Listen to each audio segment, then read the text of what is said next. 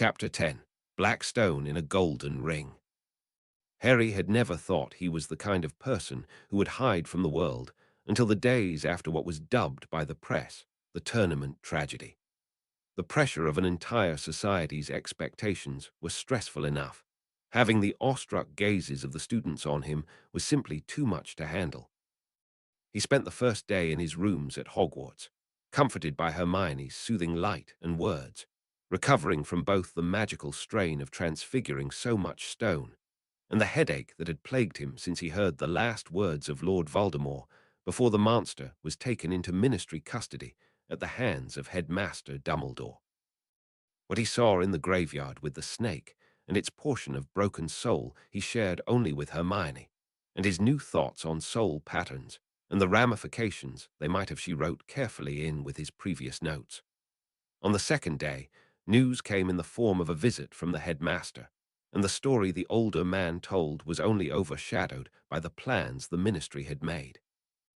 Alastor Moody had been held captive by Crouch, who had stolen the Exora's hair for Polyjuice Potion, a magical concoction that copied one genetic pattern onto another person for a short time.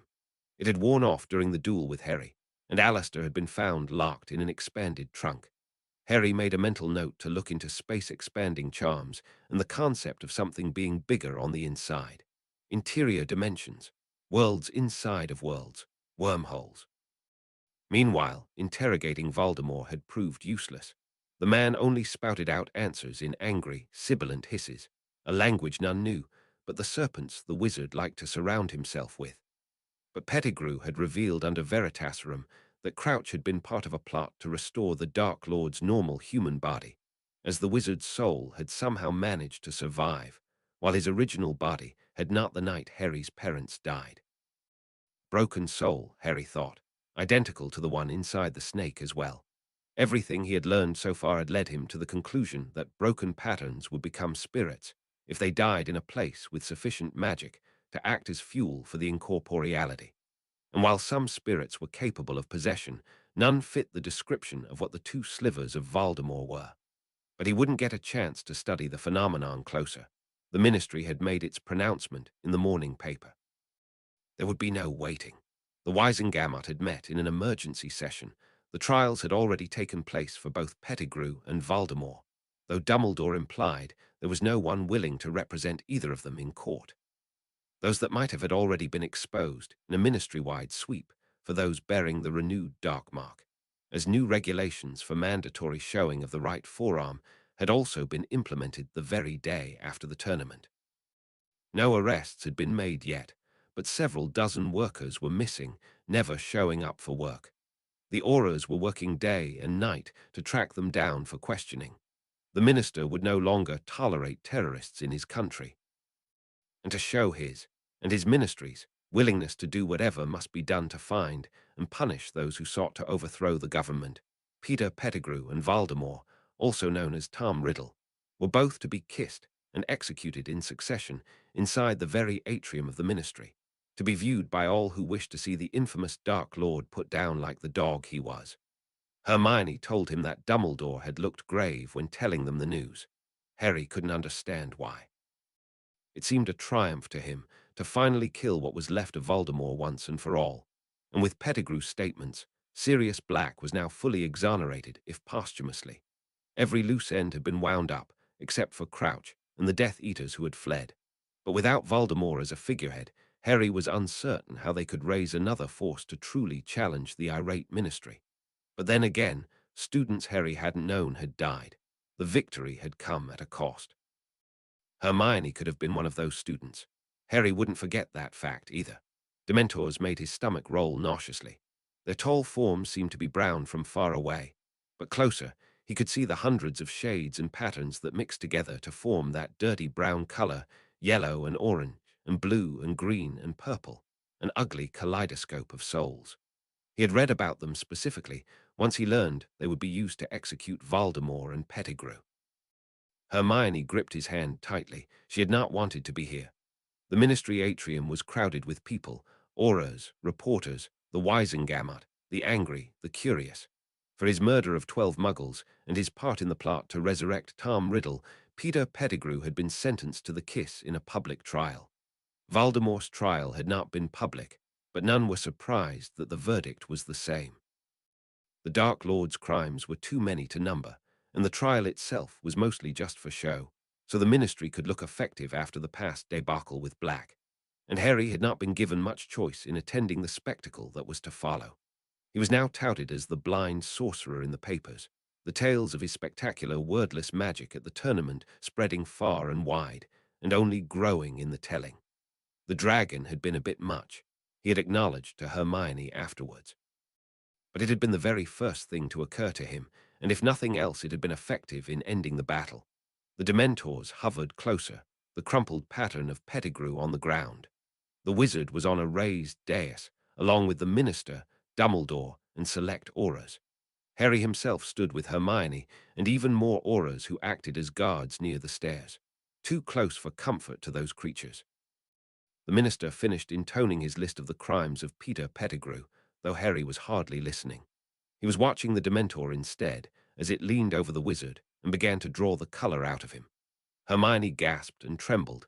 Later, he would need to ask what it was she saw that was so frightening, because what he saw was horrifying enough. When it was over, Harry saw an empty human pattern, the white light sluggishly alive. Its heart still beat, blood still ran through its veins. But what remained was not a person any longer. If there was an afterlife, Pettigrew's soul would never make it there. Harry saw it filtering and digesting inside the magic of the Dementor and fought not to be sick. No matter how broken a pattern was, it seemed a Dementor could still destroy it. When they left, after what remained of Voldemort had also been kissed, the press swarmed over them, asking questions, taking pictures. The Aurors cleared the way for them, a small bubble of privacy, until the apparition point was reached. The headmaster himself was waiting for them, a regal phoenix upon his shoulders whose pattern was distinctly familiar. Fawkes, whose feather resided in his staff, and also in the wand that the Ministry had just snapped into two distinct pieces in front of the world before flinging them into a waiting pyre. The phoenix sang a short song. Despite himself, Harry was cheered up a little, his slumped shoulders straightening. The headmaster took both their hands, and the phoenix took them all back to Hogwarts. With no more tournament and the aftermath of it settled, there was no longer any reason to remain at Hogwarts. The students' exams had been cancelled, and they were sent home the day before. The castle, empty, was still as full of light and magic as ever. Harry was sad to leave it. Hermione, however, was eager. Her parents' owls had only been getting more worried as time passed. The Dursleys had included their own notes to Harry, all of which hinted that they would be more comfortable if he returned home sooner rather than later. Both families had been informed of the disastrous outcome of the tournament, and both were equally unhappy about it.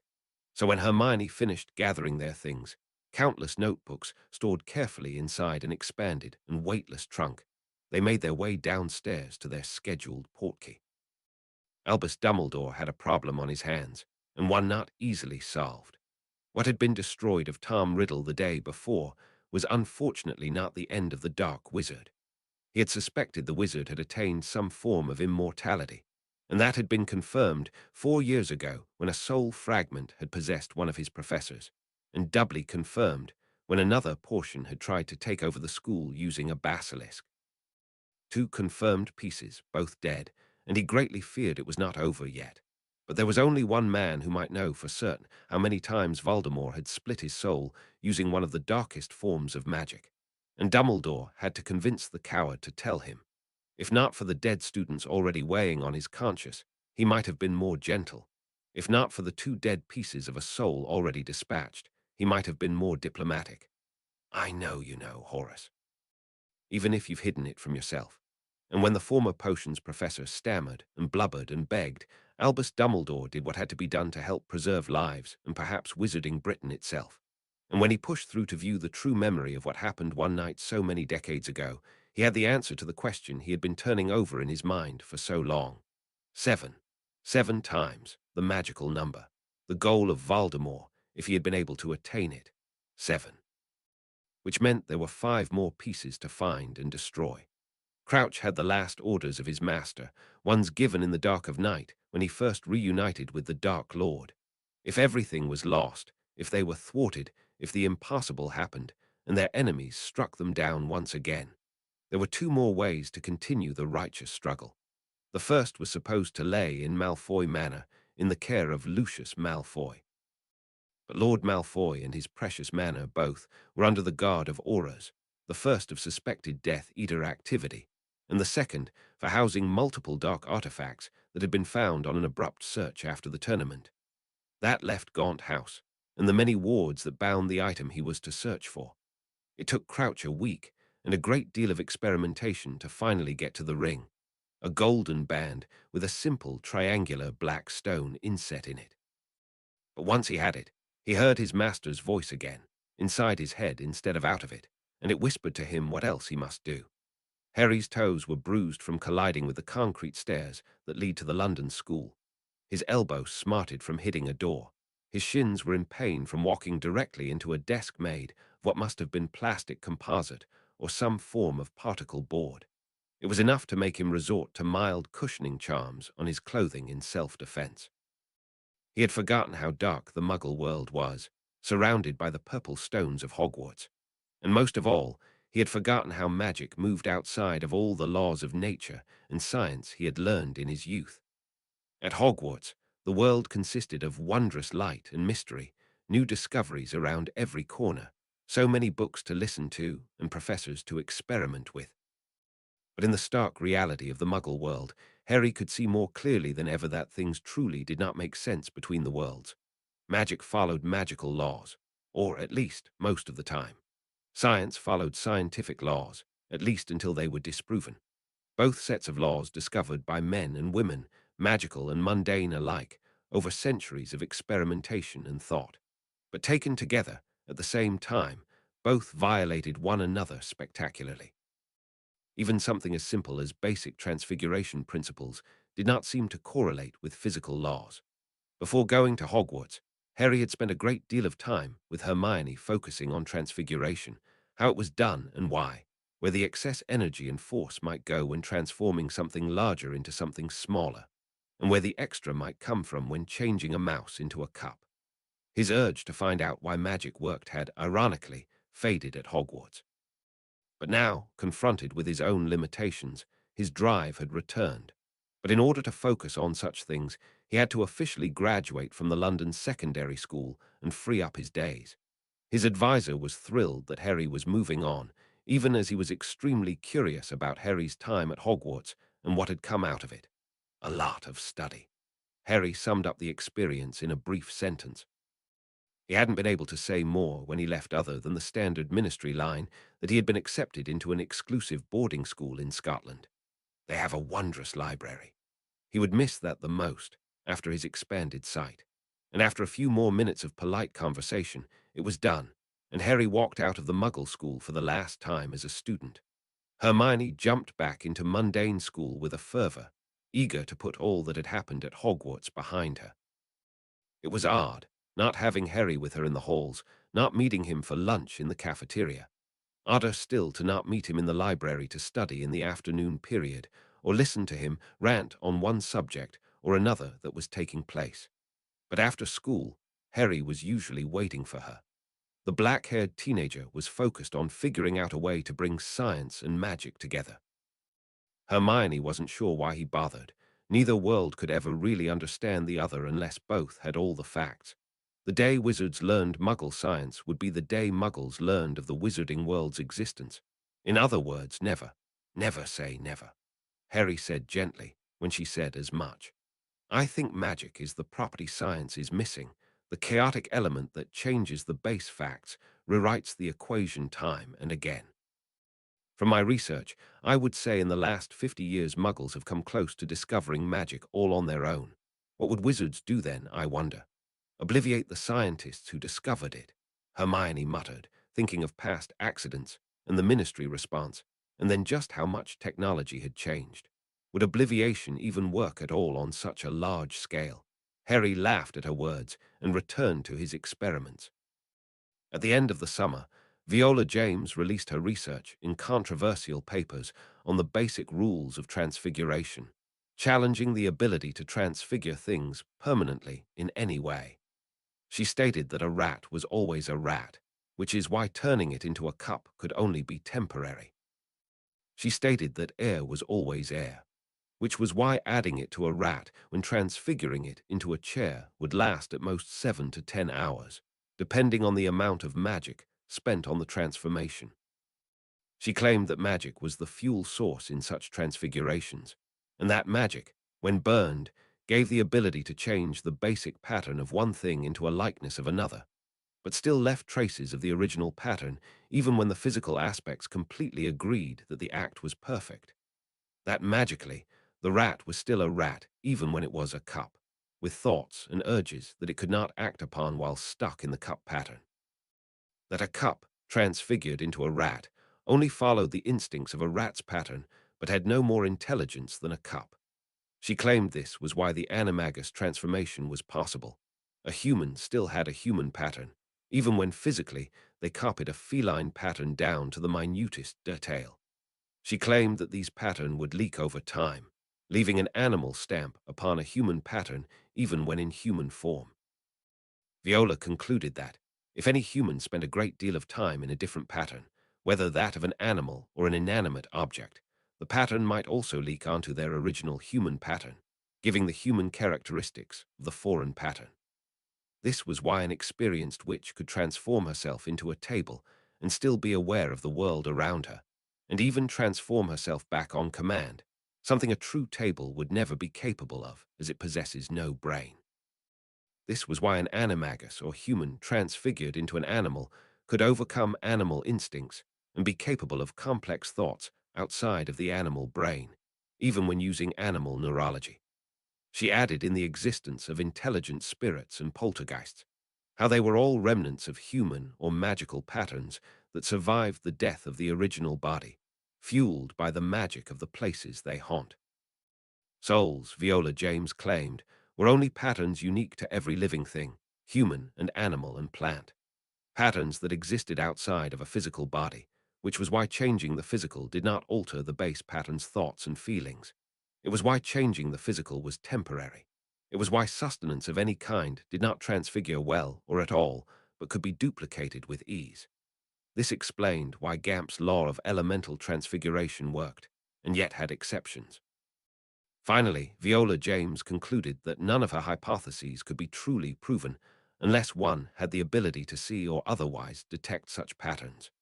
And in response to the paper, both the Board of Transfiguration and the Board of Transmigration Studies insisted on meeting Viola James in person to congratulate her on her superior research and flawless experimentation. And like every time before, they were denied. Harry sat back in Hermione's chair, looking over Hiss as the feline reclined on his girlfriend's bed. Girlfriend. Though Hermione held his hand, hugged him, kissed him, labeling her a girlfriend simply did not compute well. It seemed too juvenile, too temporary, too easy, simply not good enough. She was, of course, a girl and his friend. Technically, it was correct. He supposed an outsider would even say they dated, as they went many places together both during their research and their free time. They were best friends who really liked each other, who were more than friends. He tried to think of it from a scientific perspective as he would approach a problem. His heart pounded sometimes when she was near, or his palms sweated, or his mouth would go dry, all signs of adrenaline and increased blood levels. He enjoyed her presence more than any other person or thing. It literally brought him joy to be near her. Would that be dopamine or serotonin, oxytocin or vasopressin? Was love literally just a combination of chemicals in the body? It doesn't make sense, Harry. Hermione's voice brought him from his thoughts. He turned to look toward her light as it paced across the shadowy carpet floor. He smiled, raising a brow, and heard her growl under her breath. Viola's latest paper. Or at least, it doesn't because we have Hiss. If you're right, then Hiss is really just a combination of air and stone patterns forced into a cat pattern. He's not really a cat. Then why after so long is he still a cat? It would mean in reality we did not make a cat at all, but a magical construct. Harry looked back at the brown pattern as it stretched lazily across the lighter brown cotton bedspread, speaking softly. When I made a dragon out of stone, it was a magical construct. It was stone, and a shoddy job at that, as the stone was so obvious.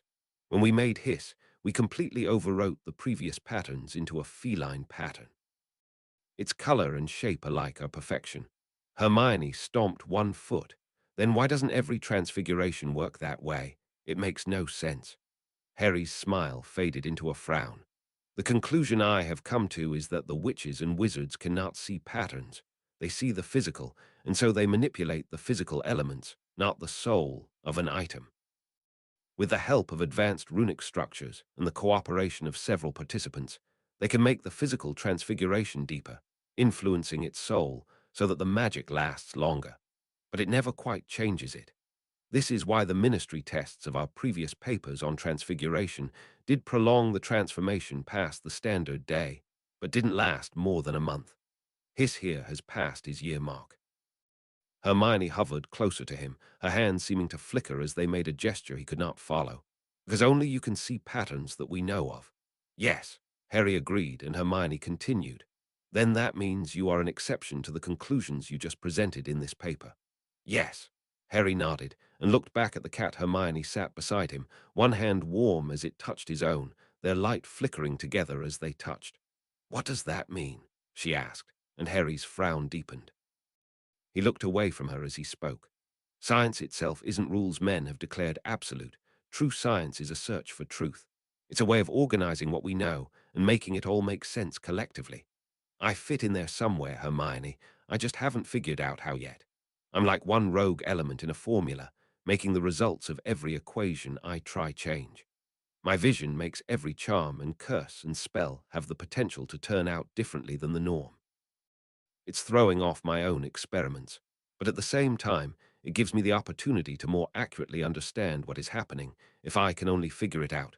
I'm not describing this right. Harry paused, shook his head. I'm not breaking any rules. Magic isn't either.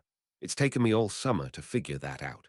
There is reason and rationality and rules to all magic can do, just like there is with everything the Muggles have figured out so far in nature. What we call magic is simply another force to consider mathematically, one whose limiting factors have not all been discovered. More complicated than most, of course, because I am almost positive that if there is some sort of math to it, it is capable of changing based on the user and how it is used, or better put, its environmental factors. Harry turned to face her, holding both her hands in his. But that's speculation. For me, it means that I am capable of changing one type of soul into another. I can change a rat into a cup and make it a cup in every way that matters. I can make a dog into a cat, a tree into a stone, water into fire. He took a deep breath. I can make a dead tree live again. Quickening, I've decided to call it, putting natural movement back into a still pattern. I've done it once before already, a long time ago, and did not even know what I was doing at the time. Hermione's lights flickered, shock maybe, her heart's rhythm jumping and speeding up. Harry looked over her beautiful light and held her tightly as he prepared to admit what had only just begun to occur to him as he followed his research to its full conclusion. And though I haven't experimented yet, I believe I can make a pattern die, stealing the movement from it, the magic that fuels its life, using my own magic to change its live pattern to a dead one. The excess force or fuel distributed into the air would be able to be gathered if one could see it, in theory. Hermione's hands felt cold and clammy now, her breath fast. She tugged her arms and Harry let her go. She stood, and he knew she was looking down at him, could feel her eyes even if he couldn't see them. She was silent a long moment, and then she cleared her throat. In T-theory, then, would this work with H-human patterns? Harry was already stiff with anxiety. At the question he had expected, he didn't flinch, though the unconscious renewal of her stutter betrayed how deeply the thought disturbed her. Depending on environmental factors, yes. The human pattern goes, elsewhere, sometimes in a matter of seconds, other times in hours or days. While a tree's dead pattern only slows to a stop and can be easily restarted, humans have both the base white light of their human body and the unique pattern of their souls. The soul disappears, except when it changes into a spirit. If the pattern is only in the process of fading, then yes, I believe I could make it live again. If it is gone, then no, it would have to be completely reconstructed, which seems impossible at this point without a great deal of familiarity with the pattern in question. What would be easier would be transmigrating a ghost's pattern into an empty human cadaver and then quickening it. Hermione made a strangled sound. You mean BB bring a ghost BB back to LL life? Essentially, yes. Hermione seemed to jump. She paced across the room and back so quickly. She mumbled under her breath. She snarled to herself. Then she snarled at him. No one can know about this. It would ruin your LL life. What people would W want from you, I can't. ICC can't even imagine. She threw up blue-violet arms and shouted. No, ICC can imagine. You would be a circus F-freak, or some sort of G-guard, bringing the dead back to life. UWW would be summoned to hospitals, or be brought to dying D-dignitaries' bedsides, or traveling around the world putting ghosts into D-dead B-bodies. They would probably be asking you to summon souls back from the afterlife next. RR resurrecting MM Merlin. Disgruntled, Hiss jumped from the bed and scrambled from the room as Hermione's voice escalated. Harry stood and tentatively walked closer, holding out his arms in front of him until they collided with her heaving chest. Flushing, he moved them to the side to draw her into a hug that she reluctantly accepted. Against her hair, he murmured, I've thought of some of that, even the resurrecting part. My experiments have led me to believe in some sort of afterlife that human patterns retreat to. When she stiffened further in his arms, he quickly continued, which is why I agree with you. There is no need at present to tell anyone what I might be capable of. I have no desire to be put in that position. I have quite enough fame as it is. Hermione laughed weakly, leaning into his embrace. There was a creak at the door, and Harry glanced up to see Mrs. Granger's light standing nearby. Hermione backed away from him with a quick stride. Mom, we were just. Mrs. Granger cut her off. I heard shouting and was worried something was wrong. Good to see you two have worked it out. Her steps retreated down the hallway with the flickering movement of a wave. Hermione sighed. Now we've done it. I had her convinced we were just friends. Harry shifted uneasily. Is that a problem? The Dursleys were under no such illusions. Harry hadn't even thought to hide his changing relationship with Hermione from them. Dudley in particular had given him an odd combination of fist bump and high five that Harry hadn't had a clue how to physically respond to. Hermione's voice was amused. Only if you mind. My mother already considers you part of the family. I think she has been dying to get the two of us together for a while now. Expect to be invited to all the family get-togethers now. You'll get to deal with my crazy uncles. Harry relaxed, and Hermione stepped closer to him. He felt her hand touch his, and by reflex he turned his palm over, clasping their fingers together. She leaned into him again with a sigh. I'm sorry for shouting. I'm just worried. Harry drew her closer, wrapping his arms around her warm light with a small smile. He supposed it might be odd to be glad that she was worried, but it meant she cared, just as he did, enough to value another's well-being more than one's own peace of mind. It's all right. I've got several experiments planned to explore the phenomenon. When we know more, we can more accurately prepare for what we are dealing with. Hermione let out a soft laugh and pulled away. Harry felt her hair brush his cheek and neck, and his heart skipped a beat in response. Hormones, he thought dryly, and sighed. Ludovic Bagman was drunk. Good money made in bad ways was always spent easily for him, and the drink helped him celebrate his success at the art of gambling fortunes on wizarding games of skill. He never saw the spell that struck him outside the hog's head in, and when he awoke, he rather wished he was still happy and gloating about goblins, not staring at a potion in a cauldron, bound hand and foot, while a hand held his throat with cold fingers. But he was not afraid for very long. Crouch found the graveyard. He gathered the ingredient and retreated with stealth. He captured an old irritant of his father's and bound him at the altar. He stirred the potion counterclockwise with precise, calm movements. Then he slit the throat of Ludo Bagman and let the blood flood into the cast iron cauldron. His master hissed his approval. Crouch himself thought it a stroke of brilliance to take the washed-out head of magical sports and games when the wizard thought he was safe in Hogsmeade, right under the nose of the great Albus Dumbledore and the Ministry's auras. And now the annoying, boastful bastard was dead, his life going to resurrect a far superior wizard. Crouch threw the old bone of Tom Riddle S.R. Inside, with a plop, the murky red liquid sloshing wildly. He tasted the thick, foggy air and sighed in pleasure at the smell of fresh death. It was now his own turn to give once again to the cause. Flesh of the servant. Crouch murmured to himself and lifted the silver knife to his forearm, laying it over the black mark of his master. With a jagged, painful motion, he sawed off the skin of the tattoo, the flesh that most represented what he was and would always be. A snake inside a skull, cunning unto death, Death Eater. With a pained and satisfied gasp, he tossed the scrap of marked skin into the cauldron. Then he lifted the ring high into the air. "For you, my lord," and he let it fall. Later, when Tom Riddle stepped from the cauldron, youthful flesh smooth and pale like death, face oddly misshapen with eyes a deep glowing red, the golden ring rested on his right ring finger like a mark of betrothal. And to his most faithful servant, he gave a new mark, one that would never be hidden. Across Bartemius crouched J.R.'s face. A black tattooed skull grinned in macabre humor, a snake protruding from his lips to curve across one cheek. At times, it almost seemed to move. Chapter 11. Brown Soul Eaters. The diary had been his first true, savored kill, his first time fracturing his soul and shattering it. The ring had been second, less than a year later, and Riddle had gained a taste for it, the exquisite pain, the flood of power and strength that came with such dark magic. The strength had faded, but Riddle knew how to gain more of that feeling.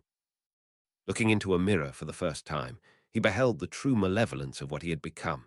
Though Crouch had expected his twisted appearance, Riddle had not been prepared to see red eyes instead of hazel, split nostrils and gaunt cheeks instead of round, human softness. Though he was younger by decades than his older self had been, the dark magic of the resurrection ritual had twisted his form just as severely. He was no longer a handsome boy. He was a deformed monster. But he couldn't mourn his lost looks when he had to deal with a lost empire. He understood something of what was going on, memories gleaned from the mind of the older wizard who had found him, inevitable conclusions falling into place. His older self had failed, and not only once, but twice over. He did not know the details that Crouch himself did not know. Any hope of regaining the memories of an older Horcrux lost with the execution of Voldemort. Had he made more? Would he ever be able to find out? He had to regain his past glory, or was it his future glory? He had to grow in strength and take his revenge. He had to become Lord Voldemort once again, not the 17-year-old Tom Riddle who did not even remember graduating from Hogwarts. He needed his followers, and they were locked away in Azkaban prison. A prison guarded by darkness, cold, deep darkness, beings that knew the sweet succor of taking a life and making it shred and tear and die. He had always thought wizarding kind should have thought harder about bargaining with such creatures. No given meal was as sweet as one taken. The letter came in the pale blue claws of a large owl. Harry, of course, couldn't read it.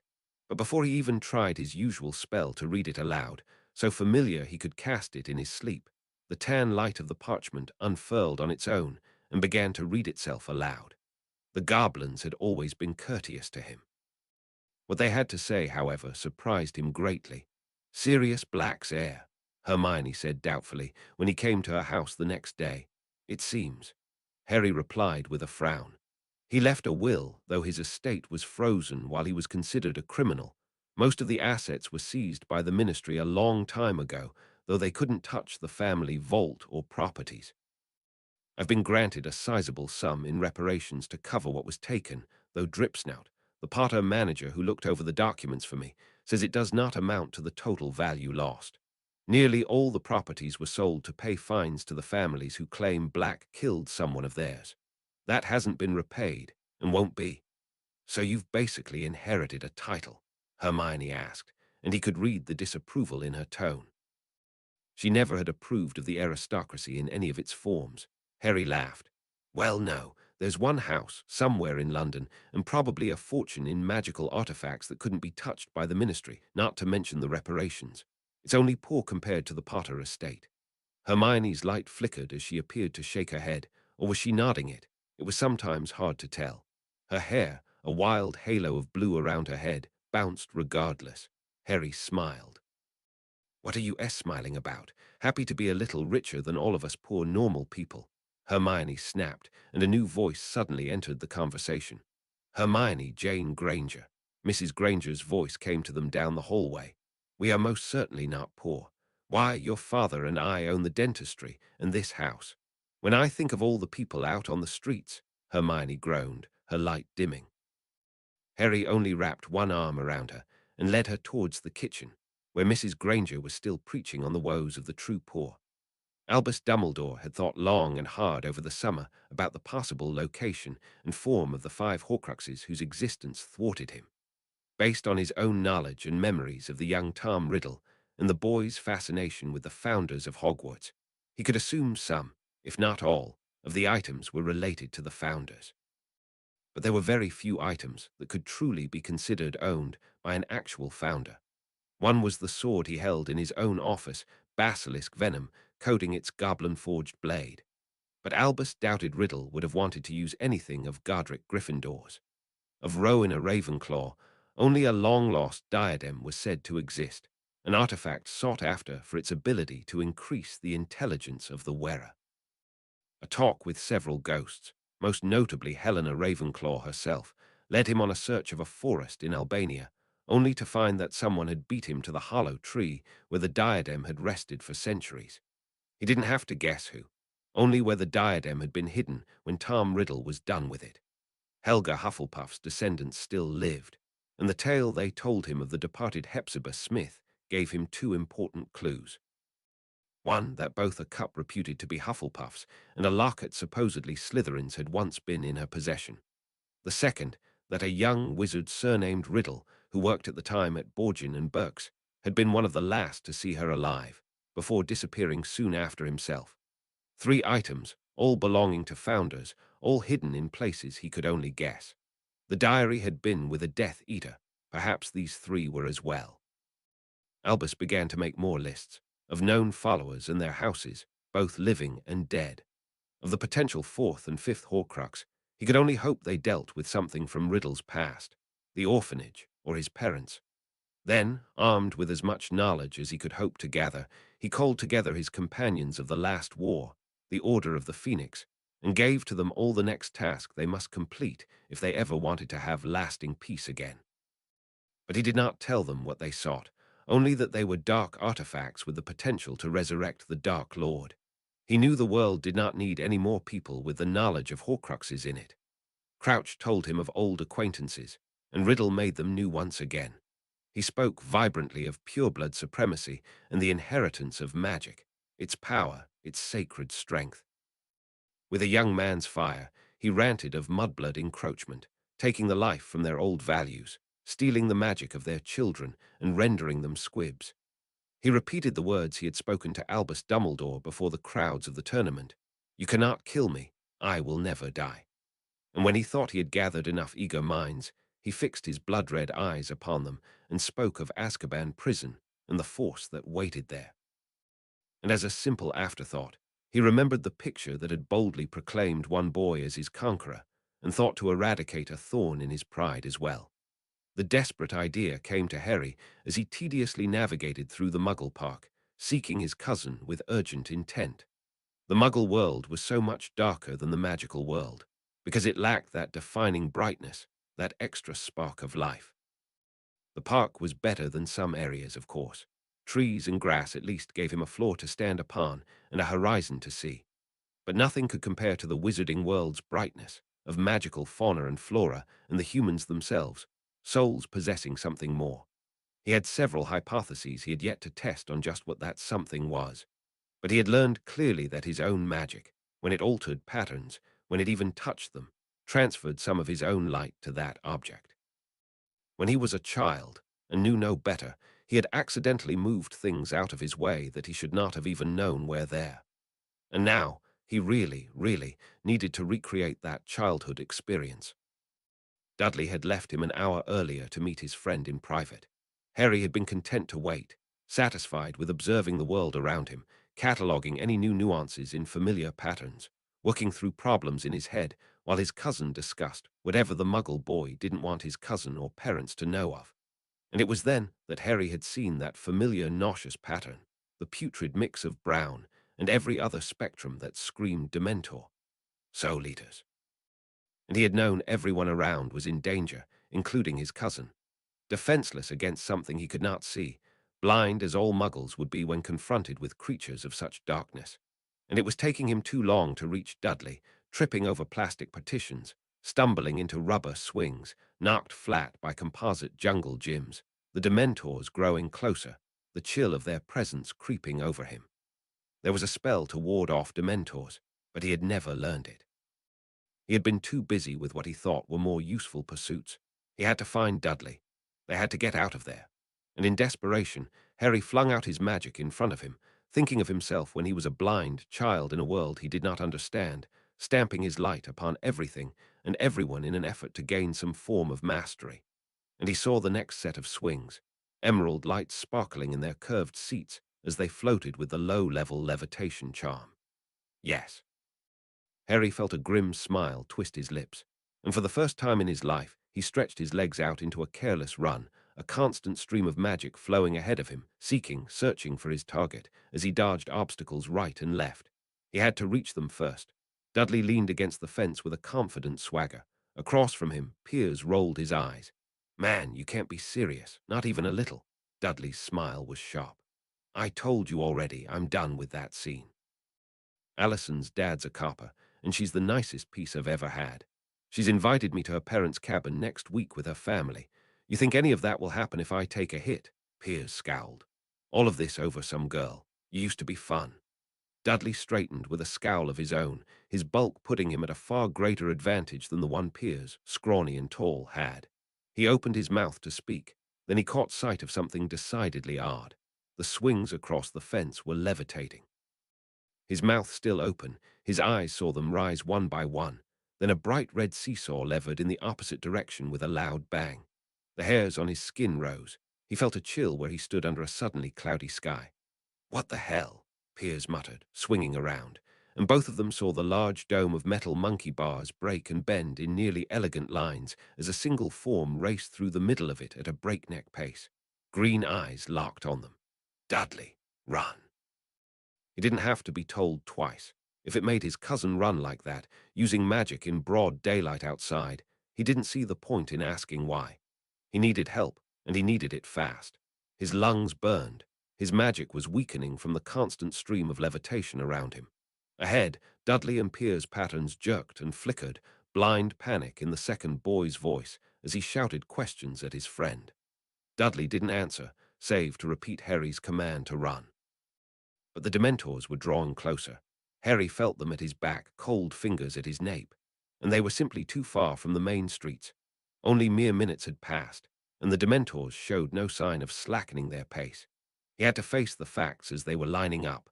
The Dementors were after him specifically, and worse still, the auras whose patterns he had seen following him ever since the tournament, silent, unofficial guards, were nowhere to be found.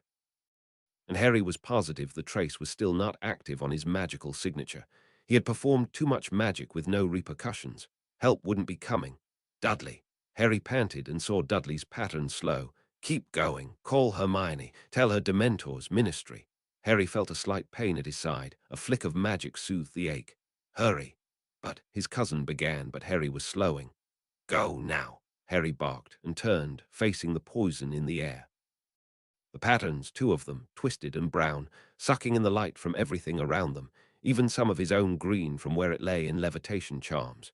They can eat magic too, then. The useless scientist in him made note, or perhaps it is the emotion used when casting the magic. Fear, anxiety, frustration. "I suppose it's time to test another of my hypotheses," Harry said aloud, looking over the Dementors. He stood tall, his staff in front of him, searching for calm, searching for peace. But the brown pattern seemed determined to draw out every negative emotion and memory he had ever had. Distantly, he heard a woman scream his name, loud, agonized, terrified. His heart skipped a beat. They made a sound, a pleased hiss. Harry saw deeper emerald creeping into the muddy mix of colors, his own strength becoming theirs, and a core of anger rose inside him. "No." Harry snarled, and he gathered his light and latched onto their pattern.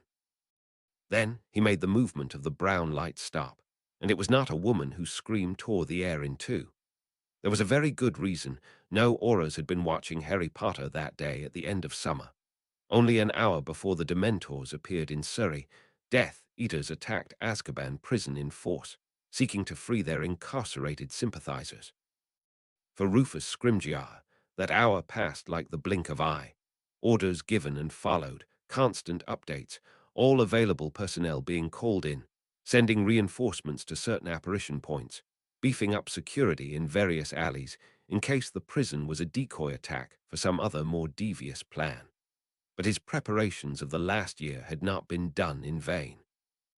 Britain was ready to face the threat, and though they sustained casualties, it was the Death Eater forces who lost the battle and died in droves. The convicted Death Eaters that had not died in the revolt were being rounded up for execution. The time for half measures was long past. Another statement would be made, and the Dementors, which had turned traitorous, were even now being rounded up for banishment.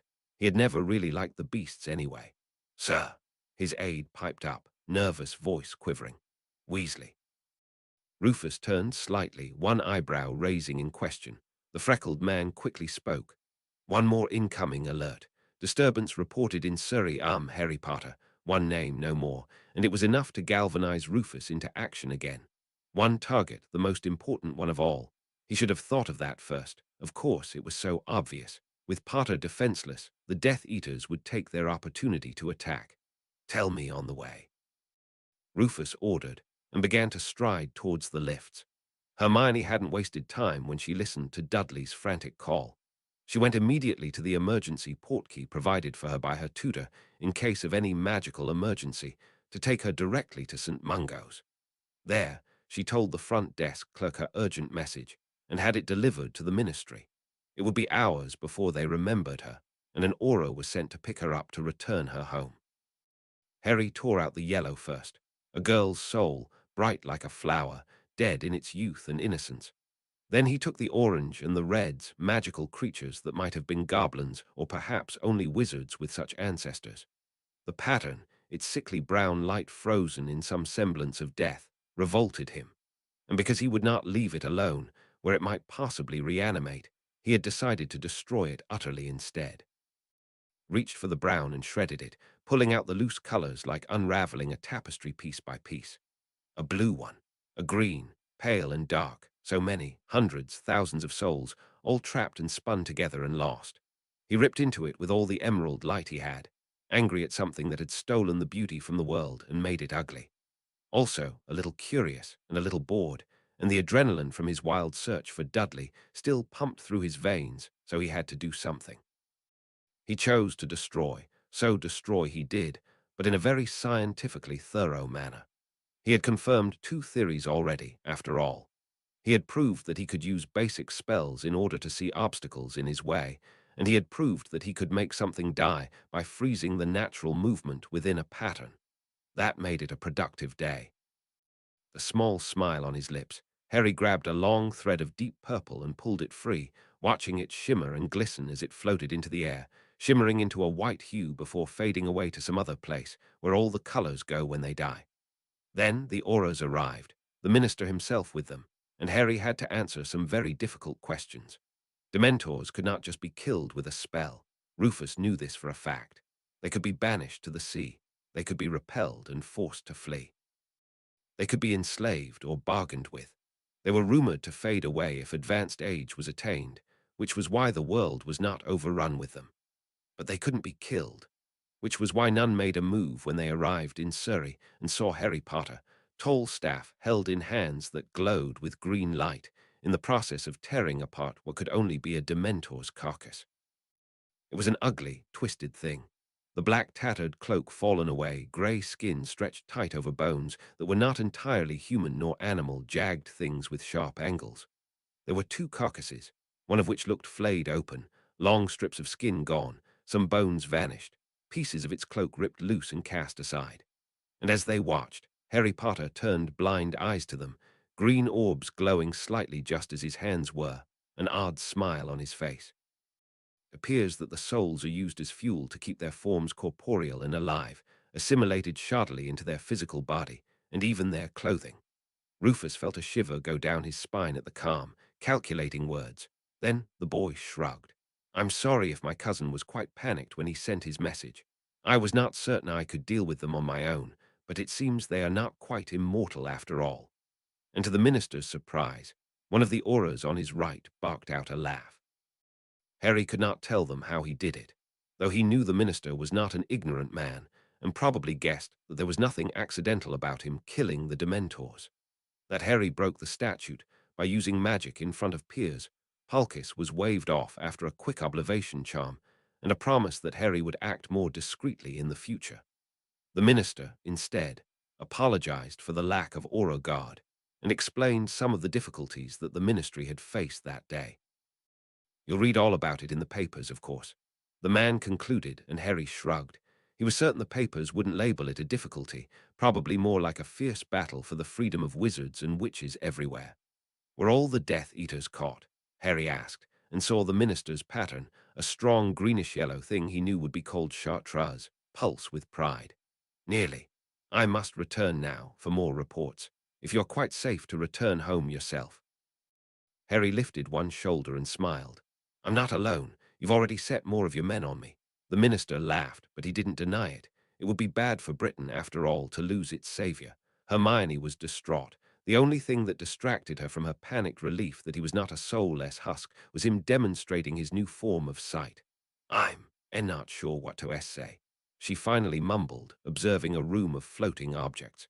It's a bit noticeable. Harry laughed. Levitation was the first thing I thought of. Imbuing normal, shadowy objects with magic to make them visible to me. Color charms should work as well, though I cannot know what color I make them. Any low-level spell would work, though used too long and it will wear me out. Hermione folded her arms. Any spell would be commented on in public. This would only work if you are alone. I'm going to practice. Find a way to make it less spectacular. Harry answered her and saw her pattern gleam. You're sure you're all right? She asked softly, and Harry stepped forward, carefully pulling her into his arms. Perfectly fine. It seems a test was in order, that's all. Hermione laughed brokenly, shaking her head. Only you would call an attack by rogue DD Dementors trying to kill you a test. Experiment, then, he teased, and she growled. Experiment like that again, and I'll. Harry cut her off, lifting her chin to place his lips on hers in a long kiss. When he lifted his head away, she was silent for a moment. Then she hissed at him. You don't think I'll get distracted by physical affection? Harry grinned. Then he decided he ought to test her conclusion in the name of science, of course, and kissed her again.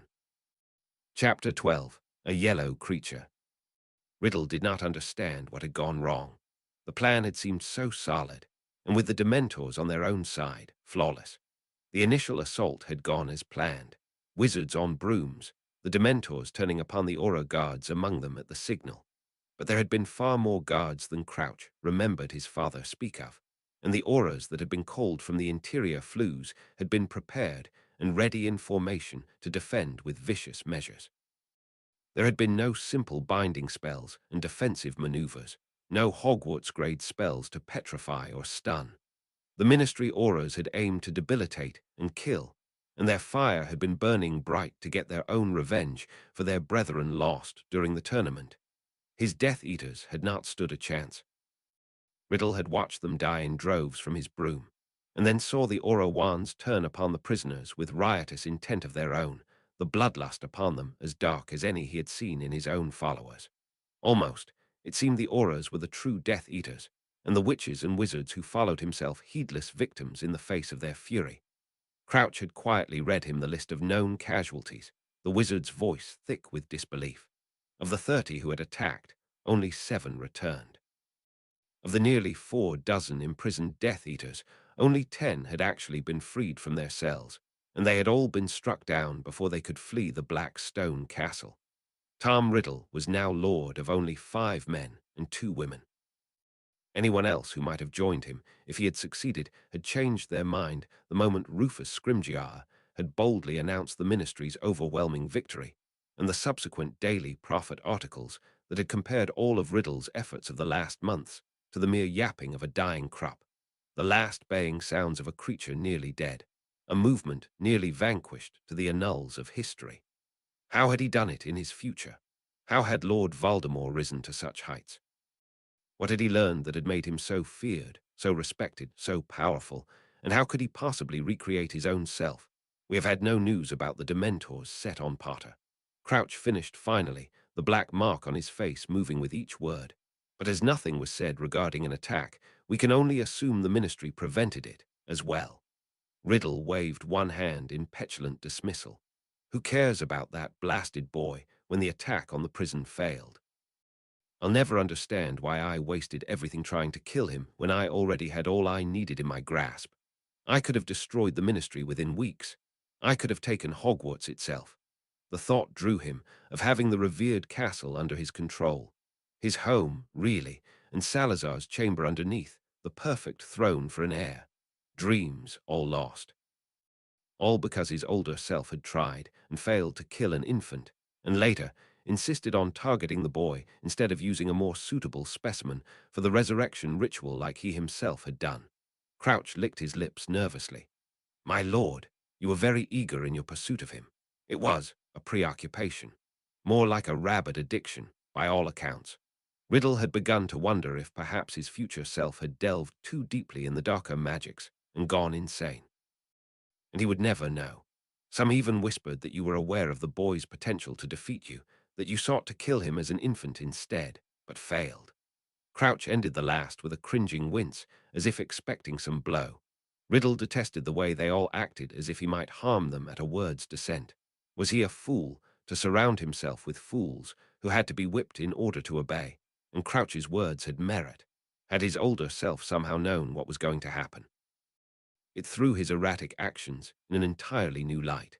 Riddle sat up straighter in his chair from the slump he had been in before. A new possible direction to go in, and perhaps an answer. Maybe it had not been his own fault at all. Maybe there was simply something special about that boy that unraveled all of his plans. That would make far more sense than simply trying to eradicate the Potter family. Look into it for me. We certainly have little else to do for the next few months, with the ministry dogs hounding our every step. So you have a house now? Dudley asked casually, as Harry sat at the bar in the Dursley kitchen watching his aunt's pattern flicker to and fro in food preparation. He had been attempting to test a new hypothesis, simply infusing his magic into objects, making them visible, without actually enchanting them to do anything. It had seemed to work. He could see the plastic utensils and Corian counters in vivid green detail. But when he spread it out statically around him in a sphere, his light inevitably also infused the human patterns as well. It had a decidedly odd effect on his aunt. She seemed to have a sudden burst of energy and a craving for homemade cookies, puttering about the kitchen like a fiend. And her pattern, if he was not mistaken, was actually feeding off his own energy, drawing it faster than the mild influence of the plastic composites. Like a mild drug, Harry mused, stimulating the senses, increasing already present feelings, in this case hunger, but also equally affecting energy levels so that the elevated desires can be met. Is it always hunger? Would? Harry. He blinked, turning slightly to observe Dudley where the boy sat. The soft green imprint of Harry's own magic lit the boy's natural hues, making his form more distinct to his sight. Yes, he asked, and saw with fascination as something like a frown seemed to alter a mouth-like shape on his cousin's face. He had never been able to see facial expressions before, but this close, his green light managed to fill in normally opaque details. Not perfect, but if he increased the amount of magic released closer to his body, Mum said you inherited a house. His cousin's voice was slightly impatient. Harry nodded. Yeah, seems so. And, Dudley questioned, and it was Harry's turn to frown. And what? Dudley rolled his eyes. Harry saw the gesture with fascination, round orbs seeming to rotate in an open skull. Wait, skull. He was certain that was not right. Not only was his cousin large-framed and cheeked, one's bones were never that sharply defined with muscular structure. A slight flicker of his magic altered his vision again, the sight of a skull fading away, replaced with the smooth lines of a green cheek. Only the eyes were now empty hollows of color. Dudley leaned closer, and the macabre sight of an eyeless emerald face drew near. His cousin's voice dropped to a whisper. You know, have you taken Hermione there? From the kitchen, Harry was abruptly aware of the sound of his aunt's movements. He let the magical expenditure of his test fade away, his cousin's form collapsing to the gentle swirling pulses of the muggle pattern he was accustomed to. Harry gestured away from the bar and stepped off the stool, moving toward the empty living room before turning to hiss at his cousin. Quiet. You want Aunt Petunia on my case now like she's on yours. Of course I haven't taken her there. I haven't even been there myself. Dudley snorted in disappointment. Seriously. You have access to an empty, private place and haven't taken advantage of it. I would kill for. Harry reached out to idly swat his cousin's arm. Stop it. I haven't really thought. Harry drifted off. Well, of course he had thought of, well, things. Who doesn't? But he had never even considered trying to bring Hermione to some abandoned London house.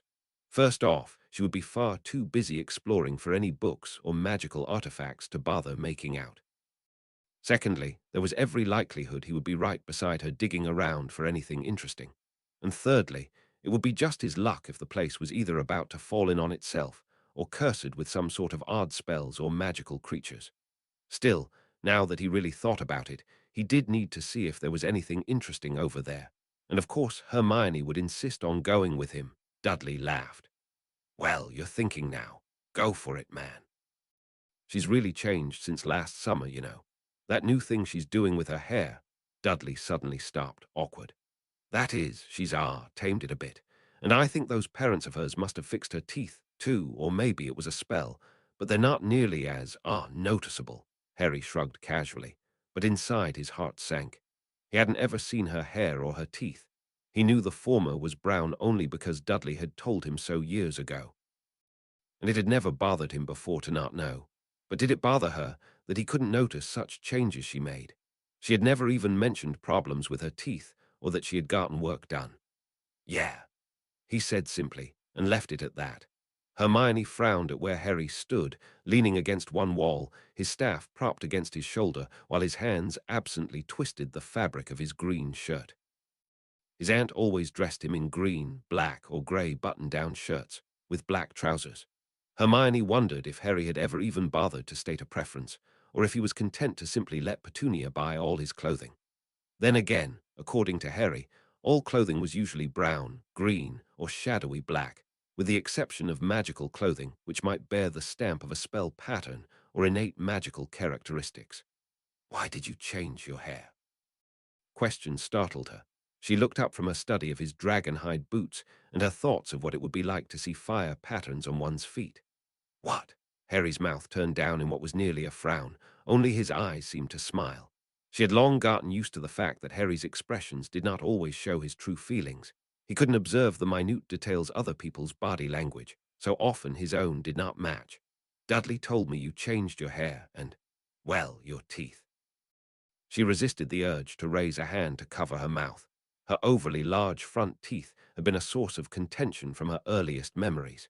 Too many mean nicknames, and too many laughing gestures. In a moment of vanity before the Yule Ball, she had fixed them herself, then had to deal with her parents' extreme disapproval at the tactic. As dentists, they did not like to see how easy it was for magic to put them out of business, but she never even thought Harry would notice. It hadn't been done for him, rather, for the girls who glared at her because she had him on her arm. I did. Now Harry's eyes frowned too. Why? He insisted, with the same expression he would have worn when questioning the legitimacy of a difficult puzzle. Hermione wrinkled her nose. Why not? Because I could. Harry blinked at her. But why does the size of your teeth or your hair matter? Hermione reminded herself that she was talking to a boy who did not even care what color clothing he wore. Also, he was a boy, and according to her mother, they would never understand the fine arts of beautification. I wanted to look different. She wouldn't say pretty because that sounded silly. It's not like I had surgery. Harry folded his arms, moving the staff to his opposite shoulders with liquid grace. Why would you want to look different? Hermione took a deep breath.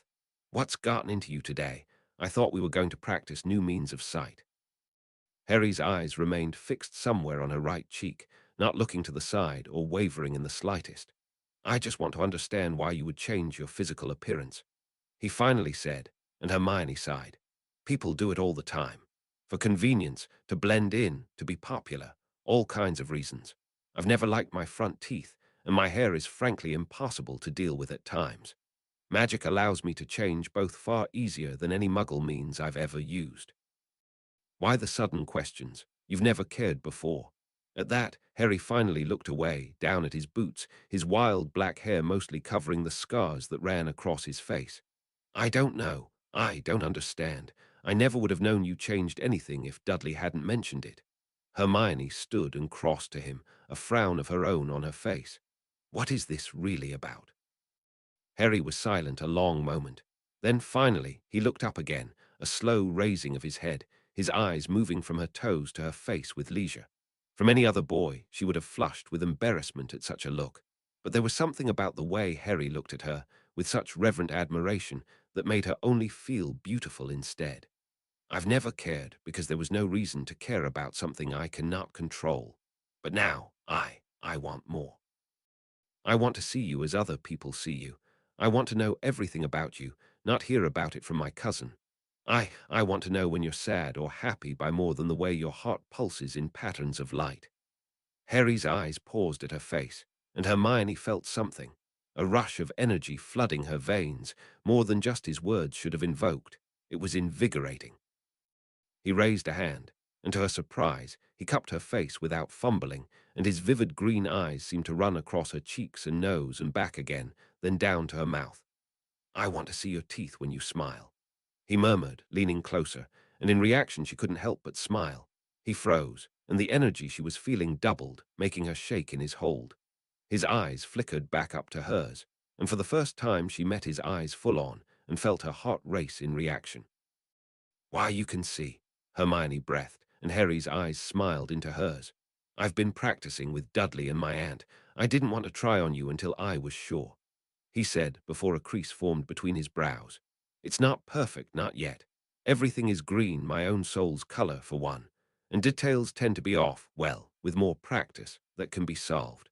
But placing my magic into people takes a greater toll than placing it into objects, and it has side effects. Increased energy, Hermione whispered in wonder, and Harry grinned, his thumb moving across her cheek with soft, a caressing motion. Yes, and I hypothesize an increased desire for whatever temptations plague a person. My aunt has gained 2 pounds since I started practicing. She practically shrieked it from the scale in the bathroom. Uncle Vernon leaves for work early or works on his portfolio. Dudley calls his girlfriend or goes off to meet her or talks about her another. Harry drifted off, then shook his head, his hands falling away, leaving her skin feeling oddly cold. Then he stepped back, and the energy she had been feeling sapped from her. But her heart still raced, and she found herself leaning towards him. It doesn't matter. I wanted to surprise you, he finished awkwardly. Hermione stepped closer to him, putting them nearly nose to nose. It's brilliant, Harry, just what you've been wanting for so long, she insisted, confused when he did not look as happy as she was. Aren't you glad you've been able to make it work? And without using levitation charms or noticeable spells? Harry nodded his head, but he still hadn't smiled. His eyes flickered up to her face again, focusing between her eyes. But I won't be able to use it all the time. It makes me feel drained to use it too often or too long. Does it matter to you that I sometimes won't be able to see you? Hermione huffed in dismissal. Honestly, Harry, you see, can see me. You can pick me from a crowd of hundreds in hardly a second. You said I'm unique. What does it matter if you can't see the color of my blasted clothes or the shape of my nose? You can see human souls. You can study magic on a level I can only dream of. I would give up my own sight in a SS second to have a glimpse of what you can see of the world. Harry gaped at her. Hermione poked a stiff finger into his chest for emphasis, gratified when he winced. And don't go looking like a kicked puppy again, because your lady-chasing cousin tells you I cut my hair or pierced my ears or some sort. If I want you to know about it, I'll tell you myself. Harry rubbed his chest, and with a spike of energy, his eyes roved over her face, lingering on her stern expression. He slowly smiled, and the sight of it tried to take her breath away. I would know if you pierced your ears anyway, he said softly, grinning. And I would never let you try to trade normal sight for what I have. It's very inconvenient at times. Hermione snorted at that. She doubted anyone, but Harry would call his disability simply inconvenient. Harry took her hand in his and leaned even closer, voice dropping to a whisper. Now, with that cleared up, do you want to explore an abandoned wizarding manor with me? Hermione blinked at the quick change in subject. Then she smiled with eagerness. You don't even have to ask. Grimmauld Place was very dark and gloomy to Hermione. She muttered as much to him more than once, while groaning about cobwebs and brandishing her wand to fight off the layers of dust that flew into the air as soon as the old wooden entrance was opened.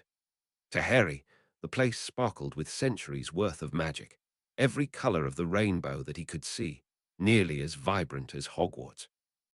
The green wooden floors were old enough that any movement to their patterns had long since stilled, and the old plaster upon the walls gleamed with pinpricks of purple earth mixed with the many brown threads of animal components.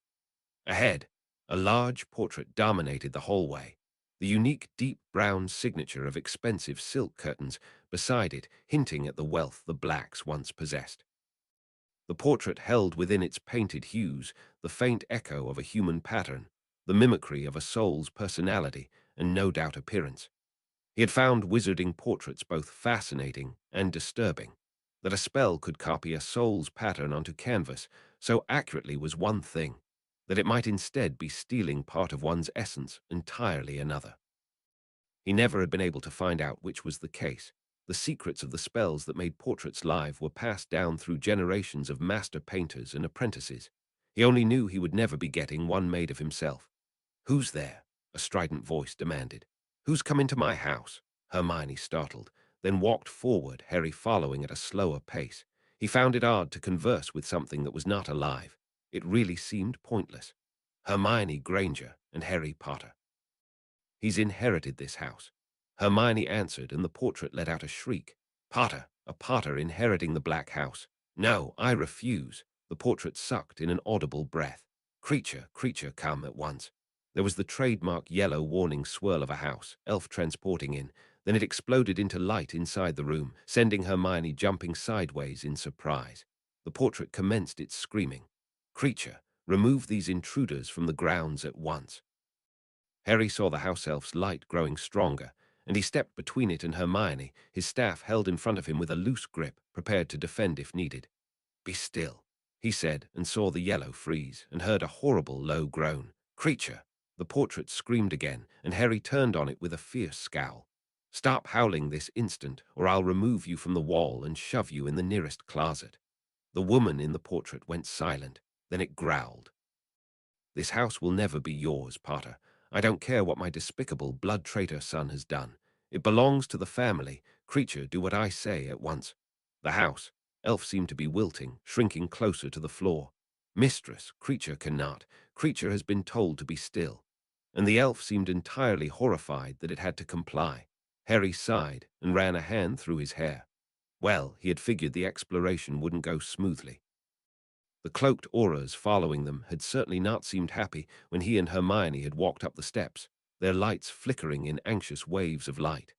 "Don't blame him. He can't disobey a direct order from whomever holds his contract," Harry said sternly to the woman. "Which is a despicable thing to put in a contract, but I doubt you care about that. I own this house and that house elf, apparently, and there is little you can do about it." The very light within the portrait seemed to flash. Seconds before the screaming startled again, curses so vile and loud that Harry winced. Then he stomped his staff hard on the wooden floor and focused on the portrait's construction, the green wooden frame, which was no doubt elegant, and more importantly, the elaborate binding spells that tied the entire thing to the very wall of the house. It wouldn't be easy to remove that nuisance with conventional magic. Luckily for his abused ears, Harry wasn't very conventional. He tightened his grip on the vibrant red of his staff and willed the pattern within the portrait to change, the horrible echo of a pureblood witch who was no doubt filled with righteous indignation to see a non-blood relation inherit. He replaced it with a recreation of the simple pattern of the wall behind it. The house, elf let out a squeak. "Mistress, oh mistress, where has you gone?" The creature wailed, long, spindly yellow beams of light beating at its own head. Hermione gasped. "Stop, stop it, it's all right. Pee-pee, please." Was the thing really that attached to the tyrant he had just saved them from? "Stop it," Harry repeated and was gratified when the elf froze. "I'm very sorry, but that thing was ruining the good impression I had about this place." The elf muttered under its breath. "If the mistress did not like you, creature shall hate you forever." Hermione sniffed. "I respect your right to have your own opinion, but we did nothing wrong. We never even met Sirius Black. The goblin sent Harry a letter saying he owns this place, and we came to see if there was anything interesting, like books." The house elf seemed to consider. Sirius Black was a despicable, traitorous wizard. He did not respect the family. Hermione crossed one violet arm over another. "So, that has nothing to do with us. At all," Harry sighed. "We'll stay out of your way." "If you wish. I can let you out of your contract with the customary clothes, and you can find new work at the house elf registry in Diagon Alley. Before Harry could continue, the yellow elf began to wail. No, Creature has always served the noble and most ancient blacks. Creature was born in this house. Creature would never leave it, Hermione scoffed. Well, Harry's not a black, and if you find us so unbearable as to hate us. Oh, the elf wailed, and seemed to fall even lower if it was possible.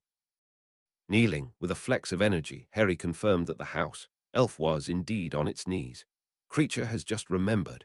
On the Black family tree, a Potter is there. Creature will serve Master Potter because Master must certainly have black blood as well. Only do not send Creature away. Creature will do anything.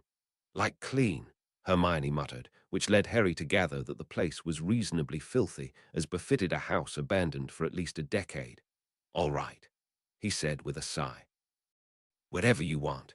I just want to check the place out, I promise. Is there anything I need to know? Like perhaps if there were more portraits that might bloody his ears. Oh no, Master Potter, nothing at all. Creature shall clean and make the house suitable right away for the new master. And the yellow collapsed into itself with an audible pop. Hermione echoed his sigh. What next? Harry cast her a grin. We proceed from the hallway into the great unknown. Hermione's wand came into her hand, its dragon heartstring burning with flickers of orange dragon fire. Let's find the library then. In a day, they found a library full of cursed books, a living room with no furniture, and 2 bedrooms that had all manner of annoying magical and muggle pests within. In a week's time, the house, elf had cleared out the pests, though one closet housed a boggart, and a great number of cursed objects had been painstakingly marked with elf magic as a warning. Creature, it seemed, loved his house more than he might dislike his new master, and would indeed do nearly anything to remain. Harry and Hermione both were polite to the overwrought Creature, in the hopes he might stop wavering between muttered curses and overly eager inquiries. Harry, for one, would be scared to spend one night in the house for fear the elf might lose his mind and murder him in his sleep. With several weekends spent exploring, one bedroom converted to a bare testing room, another a laboratory, removing the spells from dozens of cursed books, and one ornery boggart pattern taken care of, Hermione commented that Grimmauld Place wasn't half bad. Harry remembered Dudley's frequent insinuations and looked away with a flush. Despite all the time they had spent alone, nothing more than a kiss and a brush of hands had passed between them. Harry had found himself spending far too much time thinking about the pieces of her form that he couldn't really see the details of, even with his increased sight. Even when he tried to turn his thoughts to science and the study of hormones, he couldn't succeed in distracting himself.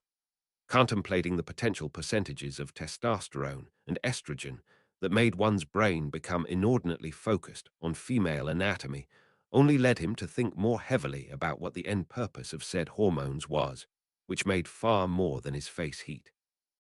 Nor did it stop him from dreaming of warm blue-violet light, and how smooth Hermione's cheek was under his questing fingers, and what else might be warm and soft that he hadn't felt yet. It was entirely too distracting, and the only thing that could make his brain function properly was to find new puzzles and work to solve them. With the summer nearly gone, his aunt insisted he finish his enrollment in Imperial College London. Harry, with his thoughts on magical fuel and its potential uses, settled on an engineering path that would place him in the perfect spot to continue his research into the relation between electricity and magic. Then, bored with the thought of waiting nearly 2 years to even touch a working transformer, let alone take one apart, he also entered into classes dealing with medicine and the human body, as eager as ever for some new thought that might further what he knew of the soul and its delicate, yet strong, link to the human body. Yet without Hermione, the classes seemed to move too slowly, dull and dry compared to his study of magic and the bright structure of Grimmauld Place. He ignored his peers, all older than him and curious about the 15-year-old in their midst. As soon as classes ended on Fridays, he took the bus directly to Grimmauld Place, which lay only a short ride from the college. There, he continued his studies into science and magic and waited impatiently for Hermione to arrive, her soothing light like a balm. His uncle didn't seem to mind picking him up later and later on the weekends. His aunt, on the other hand, didn't think it proper that he spent so much time alone with his girlfriend. Dudley only winked, one large elbow nudging him a bit too forcefully. Harry jumped from project to project, and as the air grew colder and the months passed, he found himself moving things of his own into the magical rooms of Grimmauld Place. Books in Braille that he used in study, binders of printed notes, occasional extra pairs of clothing for when a test went wrong. What he couldn't move, he created. A desk, chairs, tables, shelves, glass beakers, and metal cabinets. The first floor nearly became dedicated to the exploration of knowledge, the extensive black library next to his own collection of Muggle and magical works, his lab and testing rooms directly across the hall. Only the kitchen was safe. Creature insisted upon no wizarding magic in his own domain, though Harry was sorely tempted to test the ever-flowing curse on the kitchen sink and the preservation spells in the pantry. The upper floors were used to begin sorting through the magical artifacts he had bought himself or found in the building or his vaults, all to be studied or experimented upon when he had the time or inclination. One bedroom became his, though he hadn't yet been able to convince his aunt and uncle to let him stay overnight. The attic remained a cluttered room of the countless cast-offs of a wizarding family, and Harry hadn't yet had time to explore it. Once, he tried to take his curious Muggle family inside the wizarding dwelling, only to learn the more unique look of anti-Muggle wards. When he finally convinced them to walk through the wards, holding his hands, his aunt gawked over the antique furnishings while Dudley gaped at Creature, and his uncle marveled at the proof that, once again, magic is real and does magical things. Life seemed to settle easily into familiar patterns. Study, test, learn, confirm, retest, study, all done with precise steps and the ever-present search for something new. It didn't matter if the subject was for his Muggle college or for his own magical studies. Always, he had his mind on future projects, trying to make sense of the two parallels and how they might come together. With Hermione, he basked in simply sitting in the light of her presence as she rambled on about her current studies and questioned him on his own, speaking of Viola's next paper or the new reading she had been assigned by her tutor in magic. And every Sunday, she read him aloud anything interesting from the Prophet, which was how he knew the fine details of the failed prison break in Azkaban led by Crouch, and of the escape of only 3 or perhaps 5 Death Eaters with him, who were being hunted down. She told him about the new ministry laws targeting potential Death Eaters, of the relaxation on the laws governing the use of Veritaserum on government employees under suspicion of terrorist activities, and the increased scrutiny into supposed dark magics. Of the very notable arrest of Lord Malfoy, a member of the Wisengamot itself, and his subsequent sentence to Azkaban for multiple violations of ministry law, an example that even the most powerful were no longer safe behind bribes and political clout. He should have known that the wizarding world wouldn't be content to let him simply fall away from it so easily. In every edition, there was some inquiry into his own whereabouts, which weekly even ran a hotline in case any lucky witch spotted him about one magical town or another. But none yet had placed him in the Muggle world. To the students of Imperial College London, Harry Potter was an oddity, often speculated about. He was not the youngest to ever attend the college, but he was the first blind one at that age. While the facilities were in place, Braille schoolbooks and advisors for the blind, and each used normally, the boy did not take advantage of a service animal or even a guide, preferring to use a large walking stick that some joked resembled a prop from Lord of the Rings. And yet, Potter got himself around without help, spurning offers, seemingly lost in his own world. He went from class to class with single-minded purpose, sitting in the front of each classroom, uncanny eyes fixed on the chosen professor as if memorizing every word. He took no notes, not even on a computer, where Braille words could be printed later and read. But he always knew the answer, and could be counted on to turn any problem around and show it in a new light. Several of the professors began to rely on questioning the boy to advance discussion on the chosen topic, and more than once found themselves excited by his scope of knowledge. But Potter would not join the many study groups that offered, and even begged. The blind boy was always busy, and though he carried no notebooks and few school books at all, claimed to be working on advanced physics and his own theory of relativity. The only ones who doubted him were those who had not yet attended class beside him. Crouch couldn't find the boy himself, though he spent weeks combing through magical alleys and towns in search. He followed rumors and hints, speculations and absent comments. When it all proved fruitless, he turned instead to the old news, the many things he missed when captive by his father. The first suggestions that Harry Potter was the boy who lived, a savior destined to defeat a dark lord. All threads led back to Albus Dumbledore and his order, threads of a spider's intricate web.